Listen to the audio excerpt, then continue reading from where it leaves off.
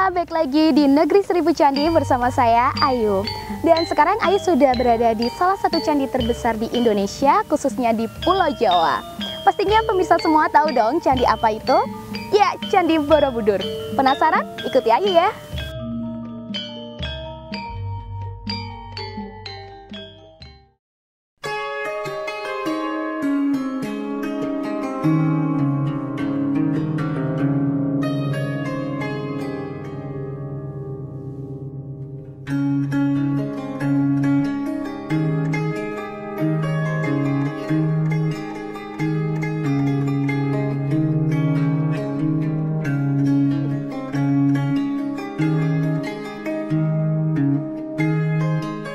Candi Borobudur terletak di Kabupaten Magelang, Jawa Tengah. Berjarak 14,2 km dari pusat kota Magelang dengan waktu tempuh 45 menit berkendara.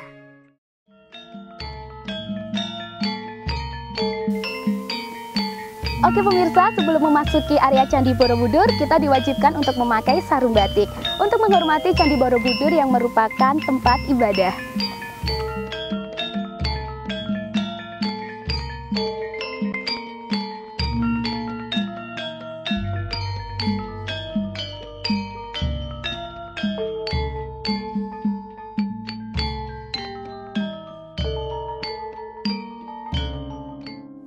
Ya, kalau bicara mengenai Candi Borobudur itu riwayatnya panjang sekali memang ya. Mungkin kita nggak akan pernah tahu sejak kapan Candi Borobudur itu ditemukan apabila tidak ada jasanya Raffles gitu. Raffles itu seorang gubernur jenderal di Inggris di masa pemerintahan Inggris Indonesia. Dia sangat mencintai pekerjaan-pekerjaan yang terkait dengan antiquity, terutama di Jawa. Nah, dalam perjalanan keliling Jawa itu dia mendengar dari penduduk bahwa ada sebuah candi besar di daerah Magelang itu, Desa Bumi Segoro, yang oleh penduduk disebutkan sebuah candi gitu. Tapi dia nggak sempat ke sana. Lalu karena tertarik, dia perintahkan Cornelius, seorang stafnya gitu, untuk datang ke sana. Dan Cornelius segera mendokumentasikan, ya, membuat laporan, membongkar, karena Borobudur itu sudah terbalut belukar yang sangat banyak gitu, sehingga nggak kelihatan wujud fisiknya. Makna tingkatan Candi Borobudur dibagi menjadi 3 fase utama. Yang pertama, Kamadhatu, yang kedua, Rupadhatu, dan yang ketiga, Arupadhatu. Pemirsa, sekarang Ayu sudah berada di fase pertama Candi Borobudur yang disebut dengan Kamadhatu. Kamadhatu adalah ranah hawa nafsu, di mana menurut kepercayaan umat Buddha, untuk mencapai fase tertinggi Buddha harus melewati fase pertama ini, di mana mereka masih terbelenggu oleh hawa nafsu dan duniawi.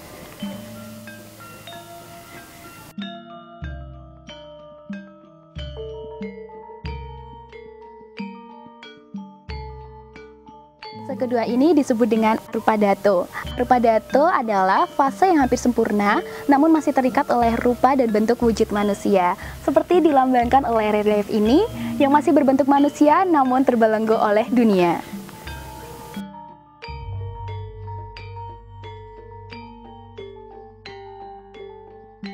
Fase ketiga adalah Arupadhatu, fase yang paling tinggi dan sempurna di mana manusia sudah tidak terikat oleh hawa nafsu dan bentuk.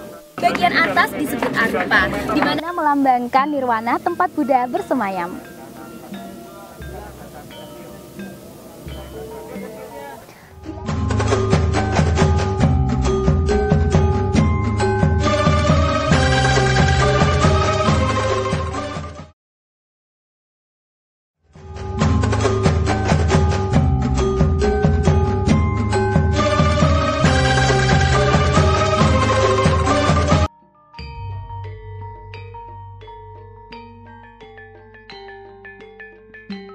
Borobudur itu kan padat atau syarat dengan makna gitu ya. Jadi kita bisa bayangkan sebetulnya seperti apa perpustakaannya orang dulu gitu untuk membangun Borobudur. Melihat bahwa ada tema-tema besar, pesan-pesan moral yang disampaikan di dalam sekian ratus relief, tentu dapat dibayangkan bagaimana itu memilih ceritanya, menggambarkan adegan-adegannya. Bila dijelaskan secara singkat, relief pada Candi Borobudur dibagi menjadi beberapa bagian. Seperti relief ini adalah relief Karma Wibangga. Karma Wibangga adalah relief yang menggambarkan tentang ajaran karma, yaitu hukum sebab akibat tentang perbuatan baik dan buruk.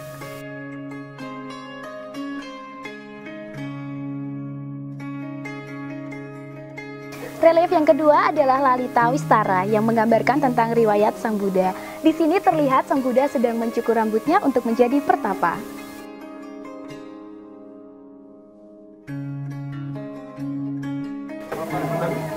Relief yang ketiga adalah Jataka dan Awadana. Jataka adalah berbagai cerita tentang Sang Buddha sebelum dilahirkan sebagai Pangeran Siddhartha. Isinya mengenai pokok-pokok perbuatan baik seperti suka menolong dan rela berkorban yang membedakan Sang Bodhisattva dengan makhluk manapun juga. Gadayuha merupakan deretan relief yang menghiasi lorong kedua. Adalah cerita Sudana yang berkelana tanpa mengelah lelah dalam usahanya mencari pengetahuan tertinggi tentang kebenaran sejati oleh Sudana.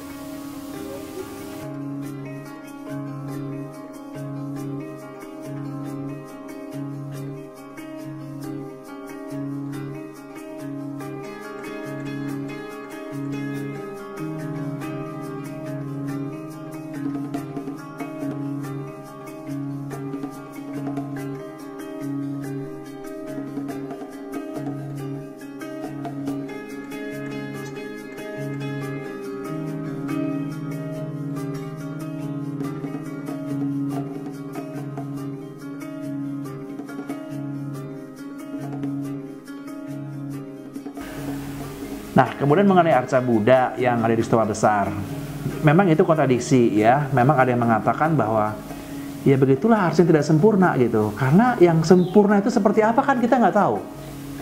Itu relatif. Jadi seolah-olah kaitannya dengan ya tidak ada yang sempurna di dunia ini. Jadilah arca seperti itu gitu, unfinished gitu ya.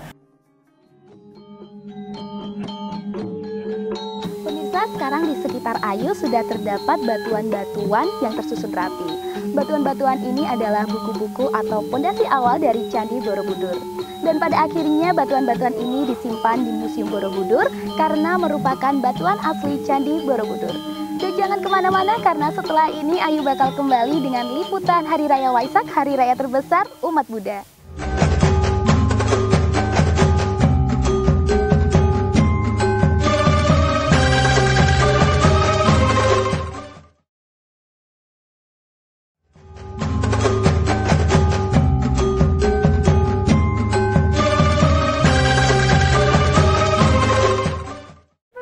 Balik lagi dengan Ayu di acara Negeri Seribu Candi. Dan sekarang sudah banyak warga yang memenuhi pintu masuk karena Waisak akan segera dimulai.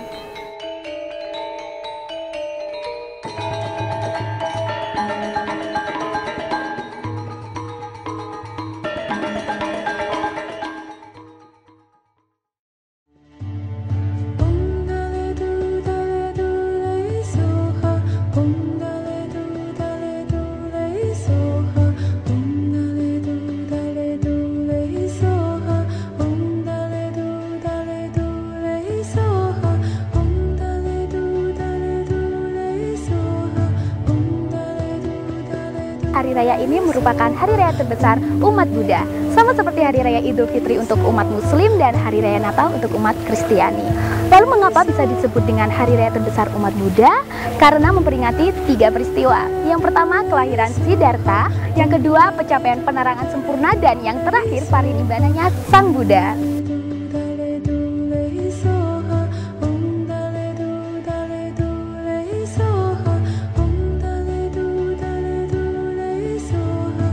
Saya sudah ada altar di mana prosesi upacara Waisak akan segera dimulai.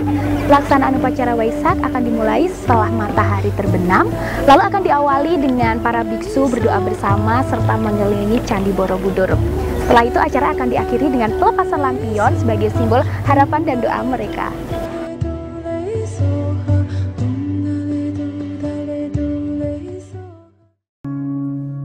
Di sini aku lagi di acara Waisak, peringatan Waisak di Borobudur.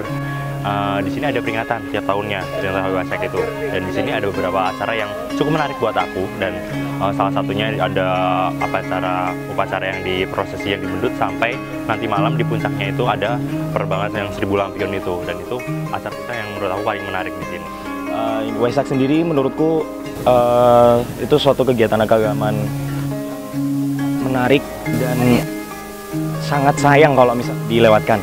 Udah gitu kalau misalnya acara yang paling keren itu pada saat pelepasan 1000 lampionnya, penerbangan atau pengungkapan harapan-harapan itu diterbangkan ke langit. I am here with a production company from New York, and we are filming a documentary about world religions, and this one specifically about Buddhism.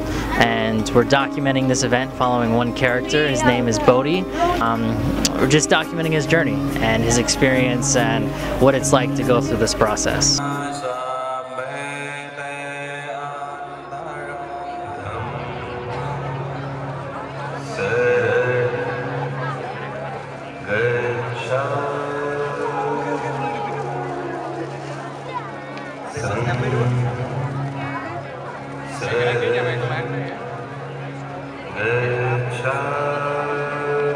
Kata Waisak sendiri diambil dari bahasa Pali, Vaisakha, atau dalam bahasa Sanskerta disebut dengan Vaisakha. Nama Vaisakha diambil dari kalender Buddhis atau pada kalender Masehi jatuh pada bulan Mei. Namun terkadang Waisak jatuh pada akhir bulan April atau awal bulan Juli.